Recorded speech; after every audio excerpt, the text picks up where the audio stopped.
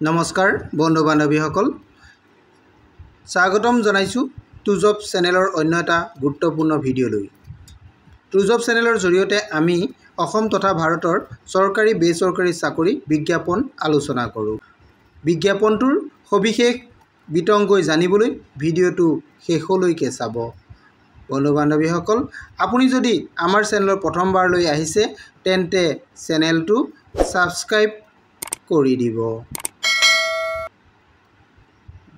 বন্ধু বান্ধৱীসকল, আহক ভিডিঅ'টো আৰম্ভ কৰোঁ।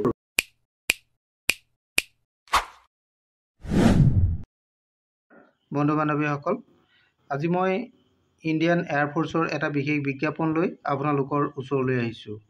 বিজ্ঞাপনটো আপোনালোকে সবিশেষ চাবৰ কাৰণে মোৰ ভিডিঅ'টো শেষলৈকে চাব। তেতিয়া বিজ্ঞাপনটোৰ পদসমূহৰ বিষয়ে আপোনালোকে সবিশেষ জানিব পাৰিব। ইয়াতে অনলাইন এপ্লিকেশ্যন কৰিব লাগিব আপোনালোকে, আৰু ইয়াতে অনলাইন টেষ্টেই হ'ব। আৰু ইয়াত এপ্লাই কৰিবলৈ হ'লে আপোনালোকে কেনেধৰণে কৰিব, আপোনালোকৰ শিক্ষা, বয়স আৰু হাইট, ৰান ইত্যাদি সকলোখিনি বিষয়ে জানিব পাৰিব। আপোনালোকে ভিডিঅ'টো শেষলৈকে চাই থাকিব। প্ৰথমতে মই আপোনালোকক এটা কথা ক'ব বিচাৰিছোঁ যে এই বিজ্ঞাপনটোত যিখিনি পদৰ কাৰণে প্ৰকাশ কৰিছে, ইয়াৰ কাৰণে আপোনালোকে অনলাইন আবেদন কৰিব লাগিব। আৰু অনলাইন আবেদন কৰিবৰ কাৰণে আপোনালোকে যিসকল কেণ্ডিডেটে অনলাইন আবেদন কৰিব তেওঁলোক অবিবাহিত হ'ব লাগিব। অবিবাহিত পুৰুষ বা মহিলাহে এই পদৰ কাৰণে এপ্লাই কৰিব পাৰিব। বিবাহিত পুৰুষ বা মহিলাই এই পদৰ কাৰণে এপ্লাই কৰিব নোৱাৰিব।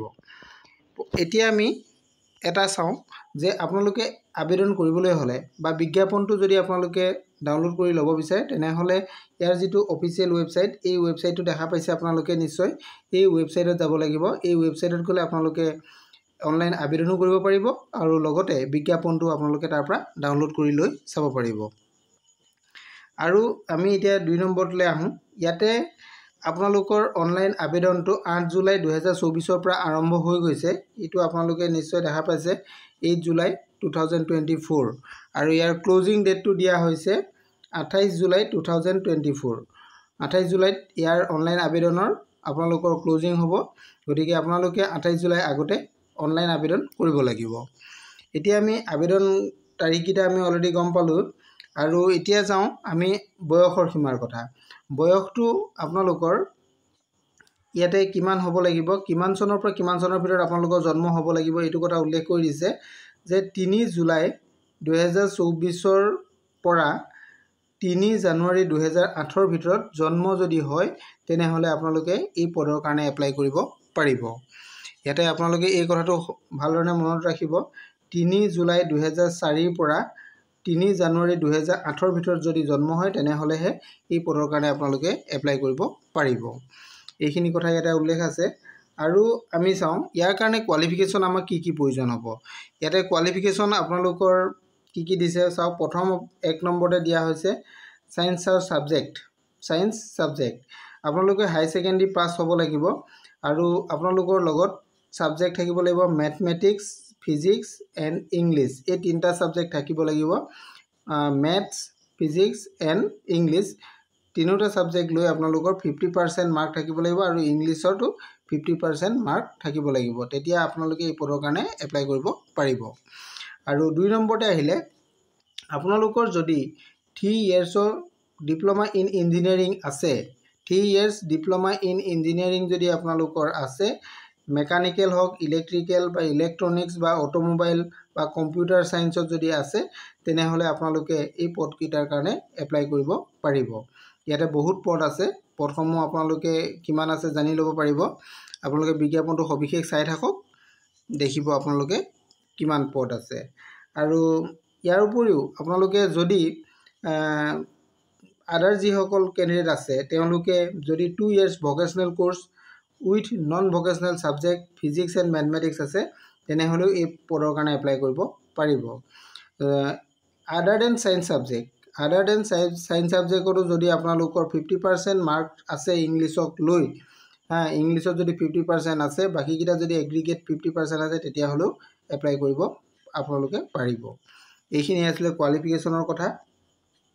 এতিয়া আমি আহোঁ আপোনালোকৰ যিটো মেডিকেল টেষ্ট অৰ্থাৎ ফিজিকেল টেষ্ট আহিব ফিজিকেল টেষ্টত আপোনালোকৰ কি বস্তু প্ৰয়োজন হ'ব হাইটটো আপোনালোকৰ চাব প্ৰথম হাইট আহিলে হাইট চাব মেল বা ফিমেল মেলৰ কাৰণে হাইটটো দিয়া হৈছে 152.5 সেন্টিমিটাৰ হ'ব লাগিব আৰু ফিমেলৰ কাৰণে দিয়া হৈছে 152 সেন্টিমিটাৰ হ'ব লাগিব এইখিনি হাইটটো কথা দিয়া হৈছে আৰু ওয়েটটো আপোনালোকৰ হাইট আৰু এজৰ ওপৰত ডিপেন্ড কৰিব এইখিনি কথা ইয়াতে উল্লেখ কৰিলে ইয়াৰ পিছত আপোনালোকৰ আহিব চেষ্টটো মেল ক্যান্ডিডেটৰ কাৰণে 77 হ'ব লাগিব আৰু এক্সপান্ডেড কৰিলে 5 সেন্টিমিটাৰ বাঢ়িব লাগিব আৰু ফিমেল ক্যান্ডিডেটৰ কাৰণে ইয়াতে দিয়া হৈছে ফিমেলৰ কাৰণে বডি যেটো থাকে তাৰ পৰা বহাই দিলে 5 সেন্টিমিটাৰ এক্সপানশন হ'ব লাগিব এটো কথা দিয়া হৈছে আৰু এতিয়া আমি আহো ইয়াৰ পটকেটাৰ কাৰণে আপোনালোকৰ বাকিখিনি বস্তু চাই লব মই ইমানখিনি আপোনালোকক বুজাই দিব কাৰণে অসুবিধা হৈছে মোৰ ভিডিওটো বহুত দীঘলৈ যাব গতিকে মই বাকিখিনি যিখিনি ইম্পৰ্টেন্ট পইণ্ট হেকিটা মই আপোনালোকক দেখাই দিবলৈ চেষ্টা কৰিছো আপোনালোকৰ দৰমহাটো কেনে ধৰণে দিব এটো কথা ইয়াতে উল্লেখ আছে ফাৰ্ষ্ট ইয়াৰত আপোনালোকৰ 30000 সেকেন্ড ইয়াৰত 33000 3 ইয়াৰ্ছত 35000 আৰু 4 ইয়াৰ্ছত আপোনালোকৰ 40000 এনে ধৰণে দৰমহাটো আপোনালোকৰ হৈ গৈ থাকিব এইখিনি দৰমহা কথা আপোনালোকে চাই ল'ব পাৰিব আফটাৰ 4 বছৰ পিছত আপোনালোকৰ কিমান হ'ব হেখিনি কথাও দিয়া হৈছে আপোনালোকে এইখিনিও চাই ল'ব পাৰিব আৰু ইয়াৰ কাৰণে আপোনালোকৰ মেইন যিখিনি কোৱালিফিকেশন এইখিনি কথা হৈ গ'ল আৰু এতিয়া আমি আহো এক্সামিনেশনৰ কাৰণে টেষ্টৰ কাৰণে যেটো আপোনালোকৰ টেষ্টটো অনলাইন টেষ্ট হ'ব অনলাইন টেষ্টৰ কাৰণে আপোনালোকৰ কি লাগিব এইখিনি কথা মই আপোনালোকক কৈ দিম আৰু প্ৰথমতে আপোনালোকে চাওক ইয়াতে সাবজেক্ট কিটা ওপৰত আপোনালোকৰ পেপাৰ কিমান কোৱেশ্চন কি হ'ব আপোনালোকৰ প্ৰথম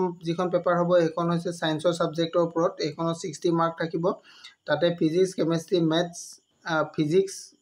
ফিজিক্স ম্যাথছ এন্ড ইংলিশ এটো 10+2 সিলেবাসত হ'ব সিবিএসই সিলেবাস হ'ব 10+2 সিবিএসই সিলেবাসৰ পৰা আপোনালোকৰ হ'ব ইয়াতে 60 মিনিটছৰ কাৰণে এক্সাম হ'ব আৰু নেক্সট যেটো হ'ব আদাৰ দেন সায়েন্স সাবজেক্ট তাতে 45 মিনিটৰ কাৰণে হ'ব ইয়াতে ৰিজনিং এন্ড জেনাৰেল এৱাৰনেস থাকিব আৰু science subject and other than science subject দুটা মানে physics maths and English 10+2 CBSE syllabus and reasoning and general এৱাৰনেসৰ ওপৰতো আপোনালোকৰ থাকিব গুটেখিনি মিলাই আপোনালোকৰ পৰীক্ষাটো হ'ব 85 minutes ইয়াতে science subject and other than science সাবজেক্টৰ মিলাই 85 minutesৰ এক্সাম হ'ব আমি এক্সামটো গম পালো এতিয়া এক্সাম প্যাটাৰ্নটো আমি চাব বিচাৰিছো এক্সাম প্যাটাৰ্নত আপোনালোকৰ কি হ'ব 1 question 1 mark এটা শুদ্ধ কোৱেশ্চনৰ কাৰণে আপোনালোকে 1 নম্বৰ পাব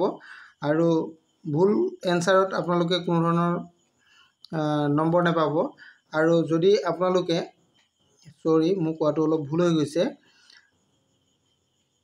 1 mark for every correct answer অৰ্থাৎ আপোনালোকৰ প্ৰতিটো শুদ্ধ প্ৰশ্নৰ উত্তৰৰ বাবদ আপোনালোকে 1 নম্বৰ পাব আৰু যিখিনি আপোনালোকে কোৱেশ্চন এটেম্প্ট কৰা নাই সেইখিনি কোৱেশ্চনৰ কাৰণে আপোনালোকে 0 নম্বৰ পাব আৰু যিখিনি আপোনালোকে ৰং এনসাৰ কৰিছে যিমানটা ৰং এনসাৰ কৰিছে তাৰ প্ৰতিটো কোৱেশ্চনৰে আপোনালোকে -25 মাৰ্কস আপোনালোকৰ ডিডাক্ট কৰা হ'ব অৰ্থাৎ নেগেটিভ মাৰ্ক আপোনালোকে পাব আপোনালোকে যিমান নম্বৰ পাইছে তাৰ পৰা 0.25 নম্বৰ মাইনাস কৰা হ'ব গতিকে আপোনালোকে এই নিয়ম কিটা ভালদৰে চাই ল'ব গতিকে পৰীক্ষাত আপোনালোকে কোৱেশ্চন এটেম্প্ট কৰোতে শুদ্ধ উত্তৰটোহে দিবলৈ চেষ্টা কৰিব নহলে আপোনালোকৰ নেগেটিভ মাৰ্ক আহিলে আপোনালোকৰ মেইন যিকিটা শুদ্ধ নম্বৰ পৰা আহিছে হেকিটাও আপোনালোকৰ মাইনাস হৈ যাব গতিকে এইখিনি কথা আপোনালোকে বুজি পাইছে নিশ্চয় এইখিনি দিয়া হৈ গ'ল আপোনালোকে এডমিটটো কেনেকৈ পাব কোড পাব এইখিনি এটো ওয়েবসাইট দিয়া হৈছে এই ওয়েবসাইটত গলে আপোনালোকে এডমিট কেতিয়া আহিব এই সবিশেষ আপোনালোকৰ ইমেইল আইডি থাকিব ইমেইল আইডিটো আপোনালোকে ডাউনলোড কৰি লৈ কৰিব পাৰিব এইখিনি কথা ইয়াতে আছে আৰু আপোনালোকক আৰু ইয়াতে ইম্পৰ্টেন্ট পইণ্ট মই কি দেখাবলগীয়া আছে মই চাই লৈছো আপোনালোকৰ ইম্পৰ্টেন্ট যদি কিবা পইণ্ট আছে মই এইখিনিও দেখাই দিছো আৰু যদি আপোনালোকৰ এনসিসি সাৰ্টিফিকেট আছে তেতিয়া হলে এইখিনি প্ৰডিউস কৰিব তাতো আপোনালোকে হয়তো তাত আপোনালোকৰ এক্সট্ৰা কিছু মাৰ্ক আপোনালোকে ইয়াৰ পৰা পাব আদাৰ স্কিল যদি আপোনালোকৰ কিবা আছে হেতু আপোনালোকে ইয়াতে প্ৰডিউস কৰিব তাৰ পিছত আপোনালোকৰ ডকুমেন্টছ বিলাক ভেৰিফিকেশন হৈ যাব ভেৰিফিকেশন হ'ব আৰু আপোনালোকে তাৰ বিনিময়ত এক্সামৰ যিটো মাৰ্কশ্বিট হ'ব মাৰ্কশ্বিট কপিও আপোনালোকে অনলাইনতে আপোনালোকে মাৰ্কশ্বিট কপিও আপোনালোকে লাভ কৰিব পাৰিব। এইখিনি কথা দিয়া হৈছে। আৰু এতিয়া আপোনালোকে নিশ্চয় গম পালে যে কিমান কুৱেশ্যন হ'ব, কিমান প্ৰতিটো কুৱেশ্যনত আপোনালোকৰ 1 নম্বৰকৈ থাকিব। এইখিনি কুৱেশ্যন পেটাৰ্ণখিনি গোটেইখিনি দিয়া হৈছে। আপোনালোকৰ প্ৰতিটো হেৰিয়ৰে মেল আৰু ফিমেলৰ কাৰণে এক্সট্ৰা দিয়া হৈছে। ৰানৰ কাৰণে আছে, আপোনালোকৰ ফিজিকেল টেষ্টত ৰান হ'ব। দৌৰৰ কাৰণে আপোনালোকে কিমান কিলোমিটাৰ দৌৰিব লাগিব, কিমান আপোনালোকে দৌৰিলে লাভ কৰিব, এইখিনি কথাও ইয়াতে উল্লেখ আছে, আপোনালোকে চাই ল'ব। মই সবিশেষ আপোনালোকক কৈ দিব পৰা নাই, যিমানটো পাৰিছোঁ মই আপোনালোকক কৈ দিছোঁ। এইটো আপোনালোকৰ টেষ্টত হ'ব 1.6 কিলোমিটাৰ ৰান হ'ব। তাতে মেলৰ কাৰণে দিয়া হৈছে 7 মিনিটত দৌৰিব লাগিব আৰু ফিমেলৰ কাৰণে 8 মিনিট টাইম দিয়া হৈছে এইটো ৰানৰ কাৰণে। আৰু তাৰপিছত আপোনালোকৰ জাম্প আছে, চিট আপ আছে। গতিকে এইখিনি পৰীক্ষা হ'ব। এইখিনি পৰীক্ষাৰ পিছতহে আপোনালোকৰ ইয়াতে জইনিং কৰিব পাৰিব। গোটেইখিনি কথা আপোনালোকে বিজ্ঞাপনটোত জানি ল'ব পাৰিব। আৰু এপ্লাই কৰিবলৈ হ'লে আপোনালোকে কেনেকৈ কৰিব লাগিব ইয়াতে লিখা আছে, হাউ টু এপ্লাই অপশ্যন আপোনালোকে দেখা পাব।